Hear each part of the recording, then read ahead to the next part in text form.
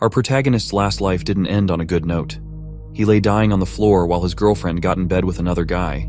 He lived in a world where the apocalypse had descended, and resources were more important than the lives of other people.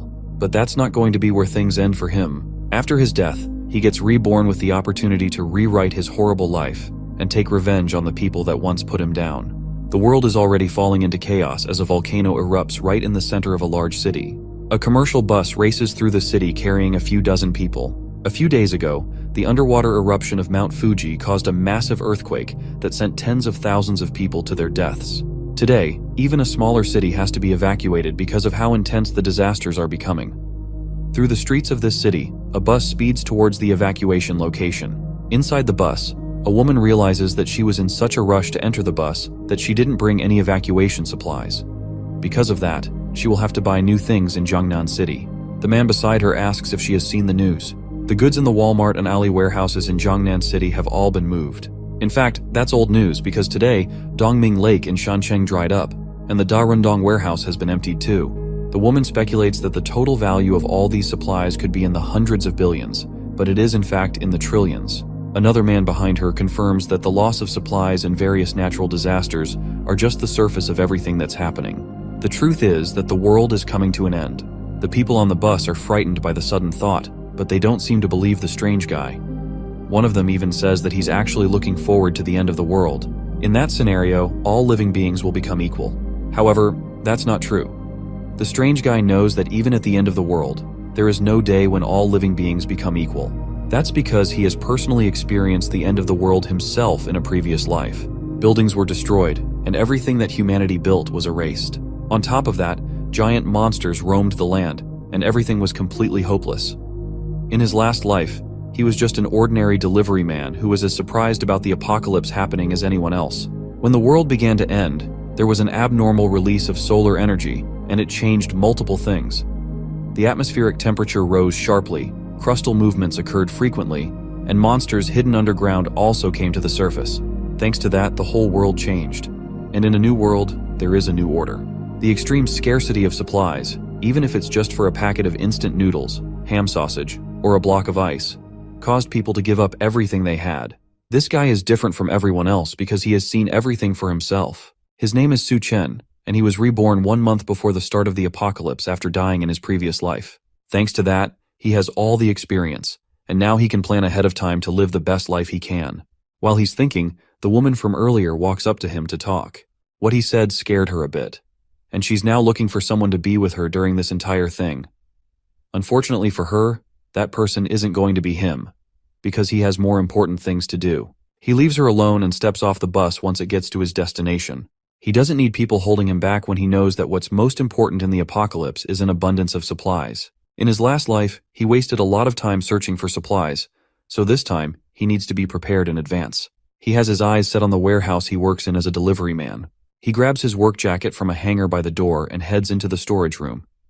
A coworker by the door informs him that being 21 seconds late means that he will have half a day's salary deducted from his salary. The guy apologizes and heads into the warehouse to clear it out for himself. In his last life, when the apocalypse came, the boss of this warehouse ran away in advance, and his annual salary went down the drain. So these supplies are going to be his compensation. To take them all for himself, he activates a power of his called space. This spatial ability allows him to put everything around him into a super large cubic space with dimensions of tens of thousands of meters in length, width, and height according to his will. The space unfolds in the warehouse, and he's able to grab lots of supplies, including rice, cooking oil, meat, and other foodstuffs. Everything, including the shelving itself, gets stored in his space. Thanks to this, he manages to purchase a large number of supplies for $0. And thanks to this ability, he was able to dry up 2 entire lakes and plunder several cities that were destined to be destroyed thanks to the apocalypse. Back in his past life, even a packet of instant noodles was a luxury. But thanks to his spatial ability, he's able to store several tons of fresh food in frozen time, meaning that the food remains fresh no matter how long it's kept in there. He finally won't have to eat dirt in the apocalypse to survive like in his previous life. After collecting all the samples, he can finally breathe a sigh of relief, knowing that he's not going to suffer in this new life. While he's checking on all the supplies he'd managed to gather, 3 men walk into the storage area to start clearing out all the supplies. They are all surprised to see the place has been completely emptied and turned into nothing but a massive haul. There's no one else there but the strange guy standing in the center, so they ask him what happened to all the supplies that were in the storage area. He immediately tells them that he has taken everything for himself.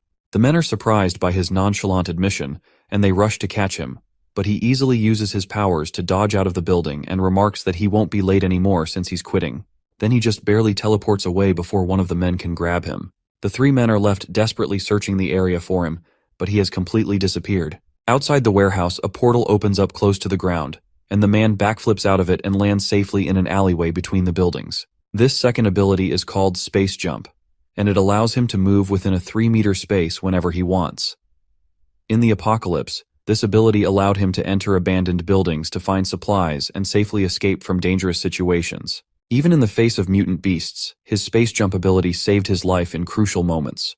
With that out of the way, his zero-cost shopping mission is now complete. He throws his work jacket into the air and starts walking away from the warehouse. Suddenly, his phone vibrates, and he pulls it out of his pocket to see an emergency broadcast message. It informs him that the Earth is currently experiencing intense movement, causing localized natural disasters to appear all around the area. The message warns him to be careful, but tells him that the disasters will not affect his daily life. The official statement from the government is to not panic in hopes that the general public will remain calm. Do they even know that the world is coming to an end? While he's looking at his phone, it rings with a call from someone that makes his face twist in disgust. It's a woman named Jiang Xiaoqian, and just the sight of her name on his phone makes his hands tremble in anger. Suchen takes a deep breath, then picks up the call. As soon as he puts the phone to his ear, her voice comes from the other end, screaming at him in anger. He has not talked to her for a long time, and she is angry that he disappeared without letting her know. He even put his house on sale with his real estate agent. She asks our protagonist if he really thinks that he will find a woman willing to be with him after selling his house. The woman on the other end is his fiancée, Xiao Qian, and she isn't someone he's very interested in talking to. On her side of the line, she's applying lipstick after just being done cheating on him with another man. While another man named Xiao Yu relaxes on the bed behind her, she continues insulting Su Chen through the phone, asking him if he remembers his responsibility as a man. He may not care about the house, but she's still a woman, and she wants him to give her the house as a gift so she can feel more secure with him. After she's done talking, he asks if she's done with her rant and if there's anything else she wants to say. His attitude towards her makes her even more annoyed, and she decides to give him one more chance to come back and transfer the ownership of the house to her. If he doesn't do that, then she will refuse to marry him. She tells him that she's on her way back to Chengdu, and that she hopes they will talk more when she gets there, but he ends the call without answering her. Xiaoqian spent 5 years with him in the apocalypse in his past life. He searched everywhere for supplies to feed her and brought her to a safe house, where he continued to take care of her. If it wasn't for him, she would have starved to death and died in the middle of the end of the world. Yet, even with that, she cheated on him multiple times with a violent man that beat Su Chen on multiple occasions, anytime he came back empty-handed. Xiao Yu also accused him of hiding all the good things from them and keeping it to himself. One day, Xiao Yu killed Su Chen in the very safe house where he took care of Xiaoqian right in front of her, then fooled around with her right in front of his dead body, all while calling him useless. She didn't seem to care, and told Xiao Yu that Su Chen died because he was incompetent, all while he slowly died in the corner and watched it happen with his last breath. He was wronged by her in his last life, and he made the mistake of entrusting her with his life once before. But this time, both Jiang Xiaoqian and the man she cheated on him with, Xiao Yu, are going to pay the price for everything they did to him. Our protagonist will make sure that they won't die easily, and that they'll experience the pain they put him through 100 times over. His hand shakes in anger at the thought of what they did to him, but he takes a deep breath and calms himself down. For now, he needs to continue his quest of finding enough supplies to survive through the apocalypse.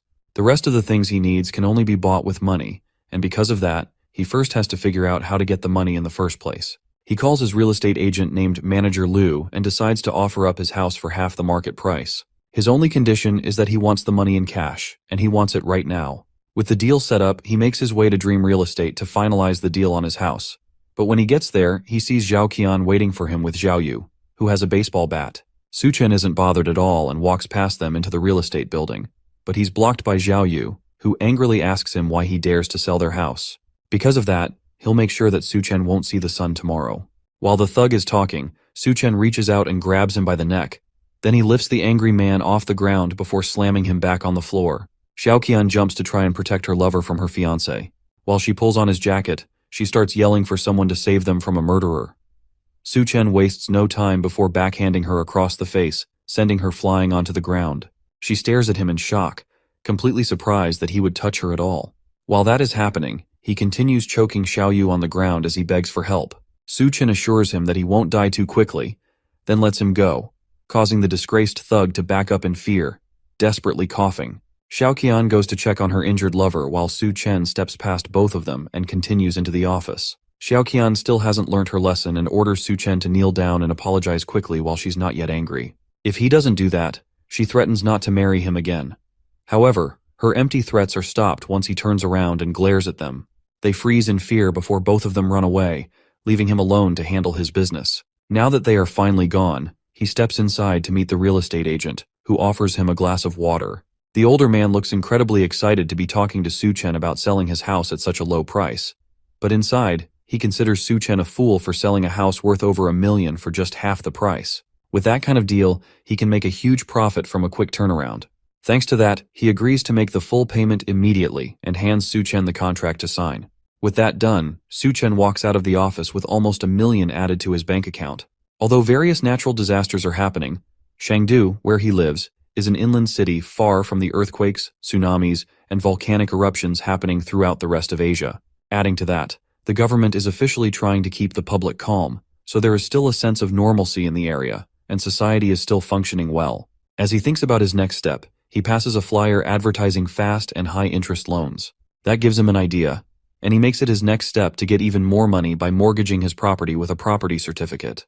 That leads him to Great Sea Loans, where he meets a large-bodied man smoking a cigarette. This man is Wang Dahai, Xiaoyu's older brother. In his past life, this man died in the mouths of mutant beasts pretty early into the apocalypse. Dahai notices that his house isn't worth very much. Su Chen only wants to know how much he can borrow even with his low-value house. The big-bodied man offers $500,000 for the property, as long as he also leaves the property certificate with him as a show of faith. Su Chen demands an extra $100,000 be paid to him immediately, and they will have a deal. He slams the property certificate on the table and stares straight at the man in front of him, while also promising to gather the money in a week. That way, he can make a profit from their exchange and pay everything back at once. Dahai is interested in this offer, and it seems that Su Chen is also a gambler. As long as he's involved in the trade and there could be a profit, Dahai thinks he might even sell his own parents. The older man thinks Su Chen is stupid for believing he can turn his life around in a single day. He has no idea just how far this plan of Su Chen's goes. Dahai smiles and takes a long puff of his cigarette as he contemplates the offer. He tells Su Chen that he'll agree to the terms as long as he mortgages the property certificate with their company. If he does that, everything else will be negotiable. After a long conversation, Su Chen walks out of the office with over $500,000 transferred to his bank account for the second time that day. Now he has all the money he needs to continue buying supplies in preparation for the end of the world. Meanwhile, Xiaoqian and Xiaoyu stumble through a park after they have finished running away from Su Chen. The other man is still out of it after being choked in the street and nearly dying. As they step out of a taxi, Xiaoqian continues to complain about Su Chen. All she wants is the house that they both own, and there's nothing wrong with that according to her. Yet despite her simple request, Su Chen laid his hands on her, and she can still feel the pain of the slap he gave her not too long ago. For that, she wants to make sure that he pays the price no matter what. Xiaoyu agrees as well, still holding his neck in pain from what Su Chen put him through. He'll make sure Su Chen pays the price. He already plans to ask his older brother to take him out. As they're talking, they notice Su Chen once again casually walking down the road, heading to his next destination. Xiaoqian and Xiaoyu are surprised to see him casually walking down the road in front of them after everything he had done. They decide to follow him and see what he has been up to that has made him so cocky. Su Chen, however, is searching for the next major grab of resources before society collapses. In his memory, many commercial buildings collapsed under the impact of seawater backflow and rapid freezing in severe cold. However, the Green City Hotel withstood all the natural disasters down to the very end. Because of that, he heads there next to figure out how he can take advantage of that. From what he remembers, the presidential suite inside is well equipped, and there's even a swimming pool that should help him manage extreme temperatures. For now, it might be a good idea to use the place as a base, and on top of that, living there for a long time wouldn't be a bad idea. Although many warehouses were emptied before, there's no shortage of hot meals and ingredients in the hotel's warehouse. As he walks into Green City Hotel, a woman notices him. She introduces herself as Liu Xinrui, the hotel's restaurant manager, and she asks how she can assist him today. Su Chen tells her that he wants to order 1,000 tables of food for a banquet and wonders if they can do that for him. The number of tables shocks the manager, and she struggles to respond for a moment. but then she eagerly agrees that they can definitely do something like that.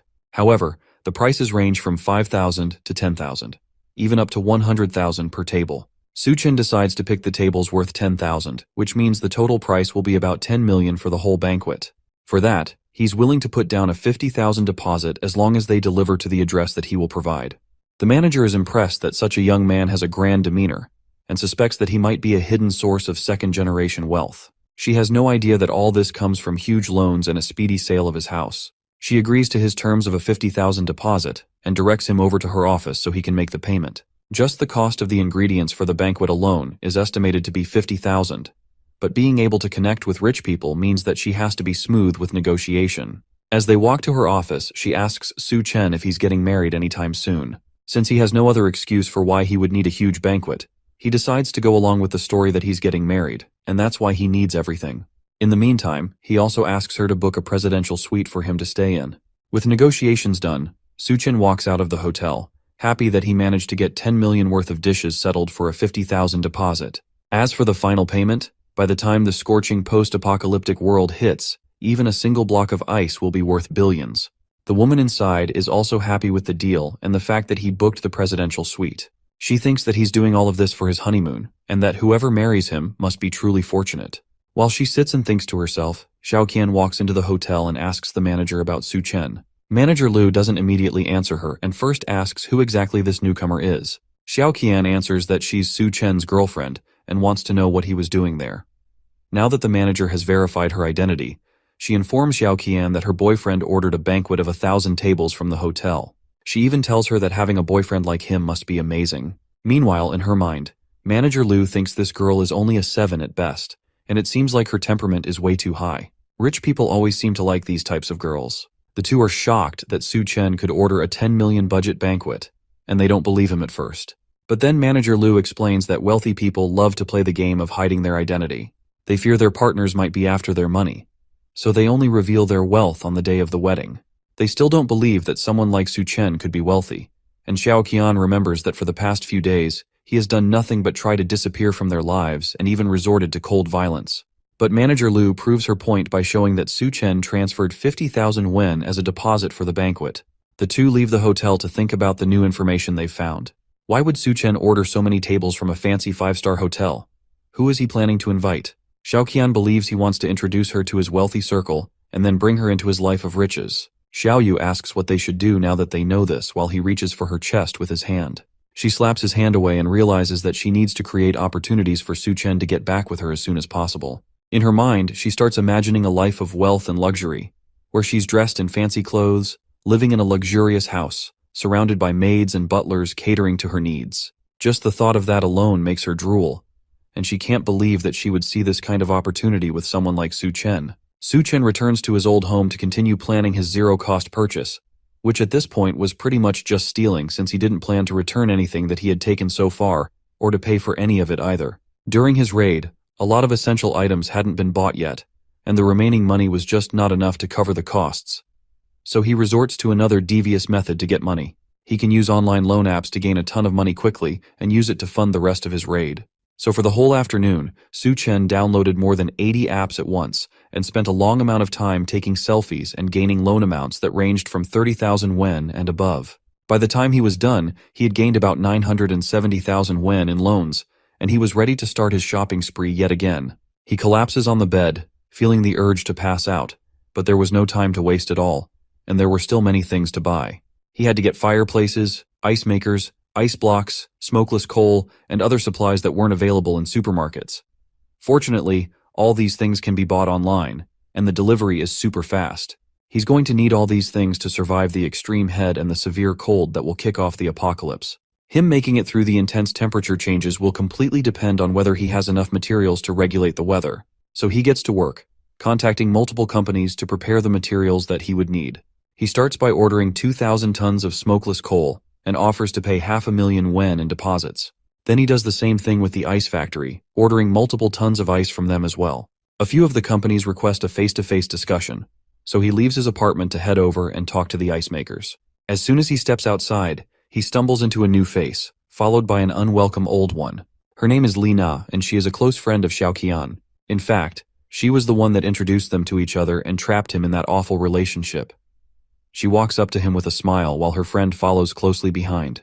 She then tells him that his girlfriend has been missing him very much. He asks them if she has been missing him or if she has been missing his house. Lena tries to cover for her friend and tells Su Chen that his girlfriend was only testing him before. She accuses him of being clueless and ignoring how sad Xiaoqian has been without him. The gold digger of a girlfriend takes the opportunity to latch onto Su Chen's arm and plead with him. She asks him to accompany her for a walk and apologizes for scolding him yesterday in hopes that he won't be mad at her. The act doesn't impress him at all, and he pulls his arm away, telling her that he's busy and she should go and take a stroll by herself. Xiaoqian is surprised that Su Chen is acting so arrogantly, but Lena snaps her out of it and points out that he's taking a taxi somewhere. This might be her final test, so she encourages Xiaoqian to follow him in a different taxi and see where he goes. Su Chen makes his way to the ice factory to meet with the manager and place his order. The older gentleman greets him and seems surprised that Su Chen is so young despite all the things that he's buying. The two shake hands. Then the younger man follows up the discussion by asking how long it'll take to produce and ship the 2,000 tons of ice that he had ordered. The manager assures Su Chen that their ice factory is very efficient and one of the best in the state. He promises to deliver the edible ice in 3 days, and the total price of it all would be 800,000 wen. Su Chen agrees and hands over a 100,000 wen deposit. Then he gives the man an address to deliver the ice to in 3 days. Now that the transaction has been confirmed, the man decides to ask him why he needs so much ice. Was there some sort of large-scale event happening somewhere? If he is a regular organizer, then they could partner more in the future. He was somewhat correct, since there is definitely a large-scale event happening soon, but Su Chen can't just casually tell him that. So instead, he lies that he plans to donate all the ice to the Alishan for charity. The manager is surprised, but at the end of the day, an 800,000 yuan deal has been settled immediately at the entrance. That young man must really be something. As he watches Su Chen's taxi drive away, another taxi pulls up, and he wonders if this is someone else here for business without an appointment. Xiaoqian and Li Na step out of the taxi and walk over to talk to the manager. Xiaoqian tells the boss that Su Chen is her fiancé, and she wants to know what they were talking about. He doubts her a little and wonders if this is some sort of detective play. But he still tells her that Su Chen had ordered 800,000 yuan worth of ice from his company. Xiaoqian and Li Na nearly scream at the mention of that, since this pretty much confirms that Su Chen must be some sort of second-generation super-rich personality. No one in their right minds would spend that much money on just ice. Li Na desperately asks what Su Chen wants to do with so much ice, and he tells them that Su Chen plans to donate it for charity. Of all the responses they expected, they definitely were not expecting that. Back with our protagonist, Su Chen has now purchased all the items he would need to survive in the apocalypse, and now he decides to enjoy the little time he has left before the world descends into chaos. In his last life, he was too busy working to ever think of doing anything in luxury. Even going to a small cafe was out of the question for him since he was so preoccupied. So he decides to go to a fancy restaurant to relax and enjoy himself. A waitress welcomes him and hands him a menu to look through. There's a lot of delicious foods like butter chicken, naan, and smoked steak, with each item on the list needing him to spend up to 4 digits. One menu item in particular catches his eye, and it seems to be a mystery item that costs 17,000 yuan. He asks about it, and the waitress confirms that it's a meal personally crafted by the head chef of the restaurant. The details completely depend on the chef's inspiration. That sounds interesting. So Su Chen decides to get that for himself. In his last life, at the beginning of the apocalypse, a strange force caused many creatures to mutate and turn into terrifying beasts. There were many monsters, like a giant serpent, that appeared in the midst of the floods in the early days of the apocalypse. He would need to prepare himself to deal with those things when they start to appear. But for now, his eyes are drawn to a pink-haired beauty walking towards his table with his food. She introduces herself as the head chef of the restaurant, and she brought the food she specially tailored for him based on his temperament. She doesn't need to introduce herself since Su Chen already recognized her. In his last life, she was known as Hell's Chef, Duan Ya. She had the magical culinary skill to turn decayed monster meat into food, and no one could resist its temptation. However, those dishes were made using mutations sourced from inside monstrous beasts, and eating them would lead to certain death. She notices his dark expression and wonders if he thinks that a beautiful woman like her will poison his food, so she tries to calm him down by introducing the food. The dish is called Dual-Faced Life, and it's a piece of steak where one side is tuna fried in brown butter, while the other side is deep fried in puff pastry. It's a kind of steak with 2 flavors that leave a lasting impression. Su Chen hides his expression and takes a bite of the steak. It is definitely worth the 17,000 yuan he spent on it, and the taste is really good. If only she could cook for him in the apocalypse.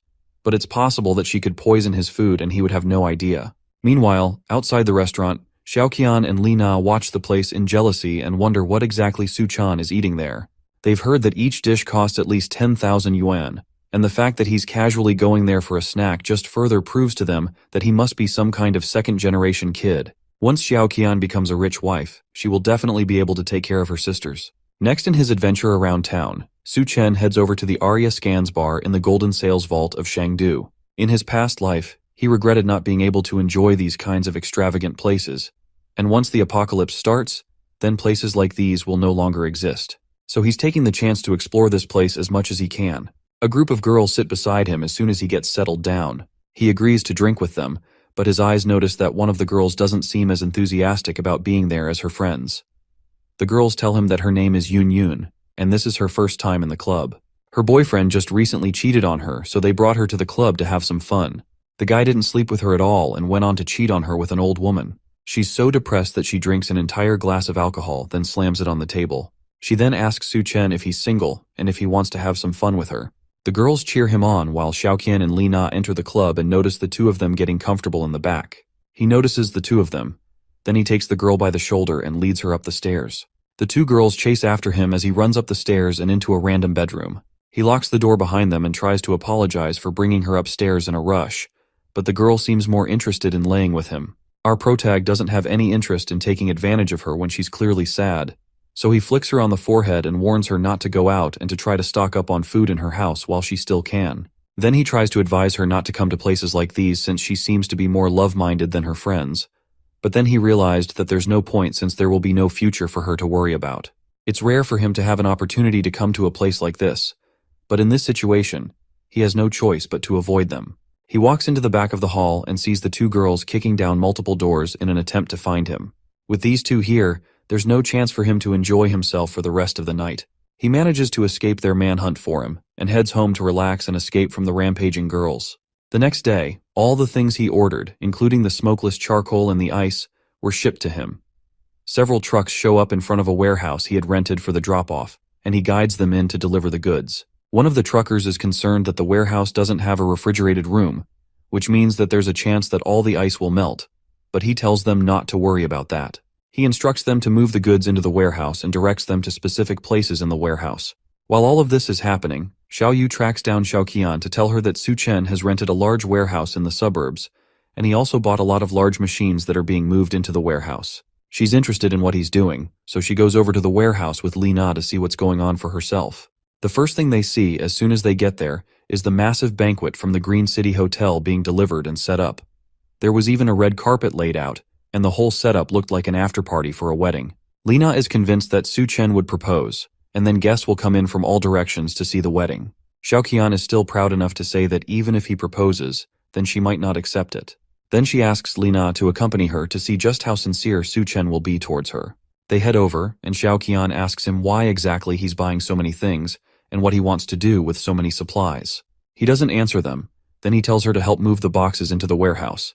If she helps, then he will tell her everything she needs to know. Xiaoqian is disgusted by him suggesting that she would do menial labor. She's planning to become a rich lady, so how can he expect her to do such rough work? Lena reminds her that this is a test for her to see if she's qualified to become a rich lady.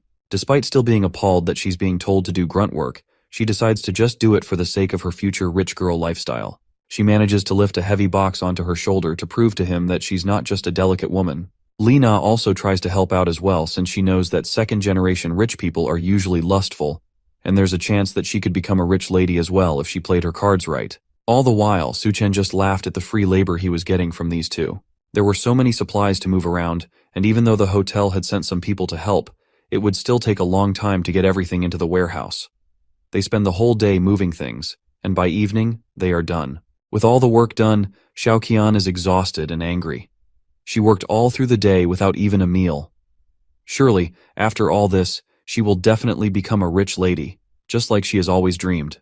Lena also lays on the floor exhausted. She can't believe that Su Chen made them lift heavy things all through the day. Just the ice blocks alone weighed over 100 pounds each. But now, the test is finally over, and he is going to make her his bride. Then they'll have a huge wedding, and all the wealthy guests will start appearing. At least that's what she thought when she walked over to confront Su Chen. The man is busy paying all the workers huge sums of money as thanks for their hard work. Then he promises to settle the remaining bill during the week according to their contract. The workers all sing in appreciation before leaving, while Xiaoqian leans against a door, waiting for him to propose to her. Suchen walks past her and heads towards the warehouse. On his way, he thanks her for helping but tells her that she isn't getting any pay for her work, then tells her to leave. Xiaoqian desperately asks him to stop playing around with her. There had to be guests coming to see them start their good and happy married life. That's what all these preparations were for, right? Suchen is amused by her thoughts of a good life. He almost wishes that their happily ever after would come. But now, not only did he sell his house, but he's in a ton of debt from the multiple loans he has taken out to buy all this stuff. Lina yells in surprise behind them. That had to be impossible. He bought over 10 million yuan worth of food from a restaurant, as well as tens of thousands of other supplies. How could he be broke after all of that? Suchen decides to lie that there's a big boss who wanted to do a good deed, so he decided to help out. The boss wants to bring people from charity together and give them food and supplies. Xiaoqian can't take it anymore and lunges at him. She screams that he lied to her, and he has been leading her on this entire time. But our protagonist easily dodges the attack and tells her that he never lied to her. This entire thing was just her delusion, and she was left thinking something that wasn't true. She continues yelling at him while she lays on the ground. She thought he was a second-generation rich man, but now that she knows that he's broke, she tells him that he can forget about marrying her. That's completely fine with him since no one would ever care about a gold digger like her. That sends Xiaoqian over the edge, and she storms off, vowing that he will regret everything he has done to her.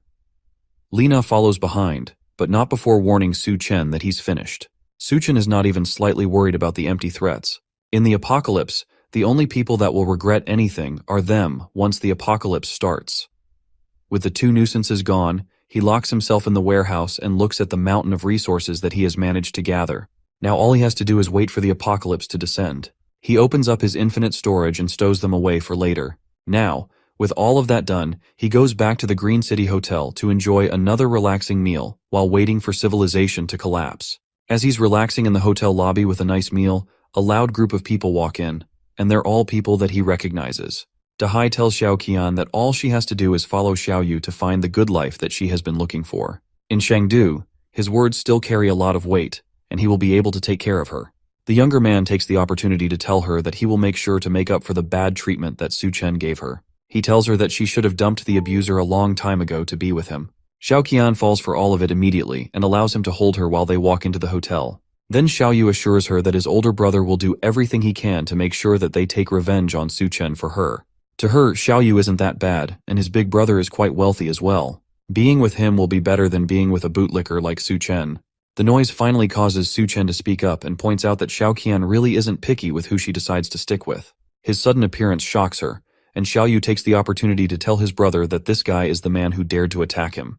Dahai recognizes him as the guy that he gave a huge loan to recently. The bigger man has been planning to find him for a while now, but now that he knows that his benefactor is the same person that harassed his brother, he now has more plans for the foolish younger man. Xiaoyu is surprised that his brother knows Su Chen, and the large man tells him that this guy is the same person that mortgaged his house and borrowed over 500,000 yuan from him. And on top of that, it just so happens that tomorrow is the repayment day. It seems like they both have scores to settle with him. Xiaoqian is grossed out by the fact that he even had the audacity to borrow money from Dahai.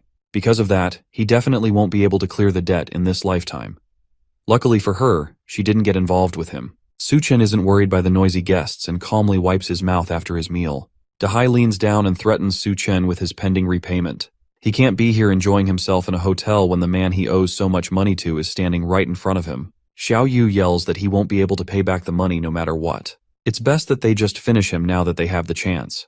The group of thugs behind him smile menacingly, and they also look eager to go after Su Chen. While all of this is happening, Manager Louis comes in to try and pacify the situation.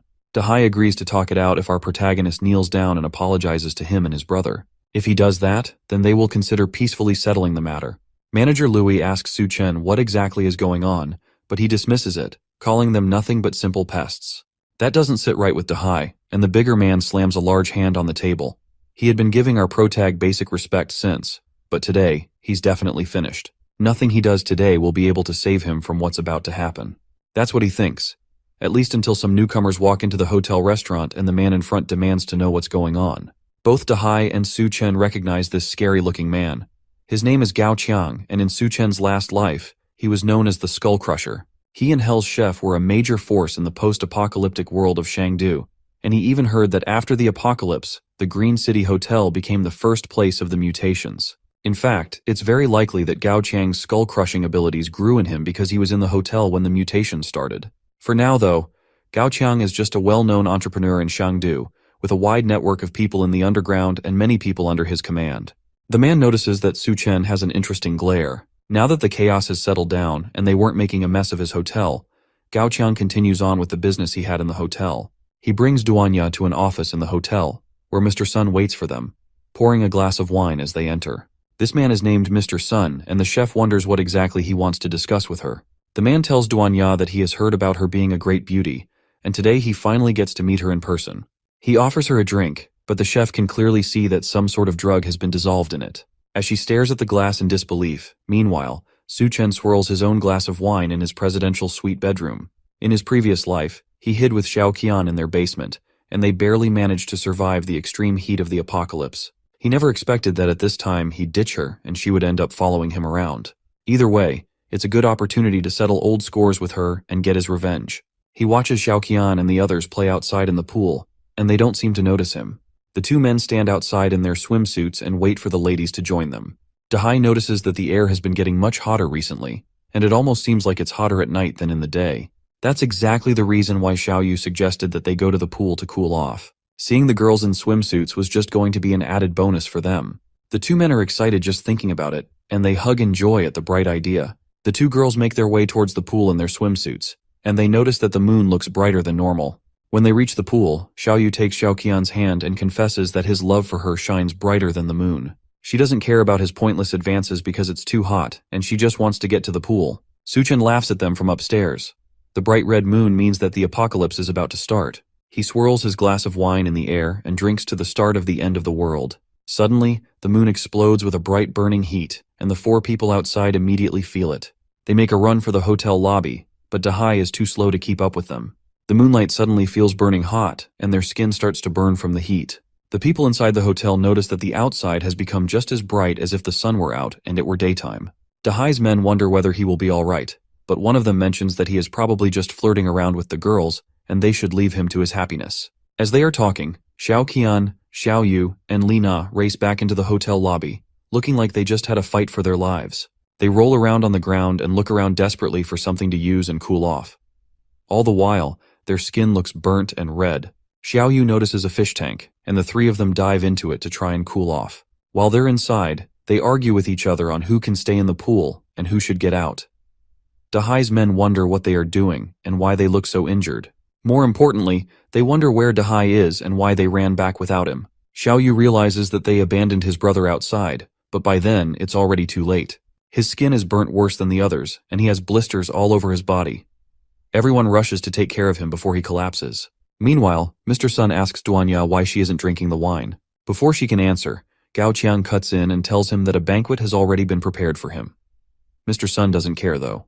He's only concerned by the fact that Duanya didn't drink what she was offered. Nobody in Chengdu dares not to drink the wine he pours. He tells Gao Qiang to back off since this is none of his business. At that moment, Duanya realizes that Gao Qiang had set her up. He must have done it to try and climb up the ladder and win Mr. Sun's favor. The large man thinks he's invincible in Chengdu and that he can go around harming many women, and today it seems like he targeted her. She's completely certain that there is something wrong with the drink, and she must not take it. However, there's nothing she can do to escape this situation. At that moment, the moon shone with a bright red burning light. The light blinds both Gao Qiang and Mr. Sun for a moment, before they both rush to close the curtains because of the heat. The two men are sure that something horrible is going on, and they decide to go downstairs and find out more information, while Dawn sighs in relief that a distraction like that had saved her from something terrible. Downstairs, everyone in the hotel had gathered in the lobby to try and escape. Manager Louis urges them to calm down and tells them that a rescue team was on their way to take them to a more secure location. The people don't seem convinced, and chaos starts to burst out in the lobby. Meanwhile, Gao Qiang makes his way downstairs and asks someone what's going on. He explains that there was a sudden temperature rise, and the news had reported that hundreds of people had already been injured. Mr. Sun tries to call up one of his friends to send someone to pick him up from the hotel, but they tell him that right now, they're working to make sure that there aren't any power issues, and because of that, nobody is available to come over and pick him up. Dahai is still burning in the corner from his direct exposure to the sunlight. His men tell him that he needs to go to the hospital while he screams in pain every time someone touches him. But with it being so hot outside, there's no way they will be able to get to the hospital. He tries to call one of his other men, Xiao Dao, to drive over there and pick him up. Xiao Dao is already in the underground garage of their real estate headquarters, and he starts driving out to go and pick them up at the hotel. Because he's underground, he can't feel the heat as much as others can, until he drives into the street and notices that everywhere is bright as if it were still daytime. Then, his tires blow out and the car stalls on the road. He's forced to step out of his car and run back to the building. He calls Dahai to tell him about the car blowing out, but his attention is diverted to something more painful. His shoes were dissolving with every step he took, and he tripped, falling to the ground.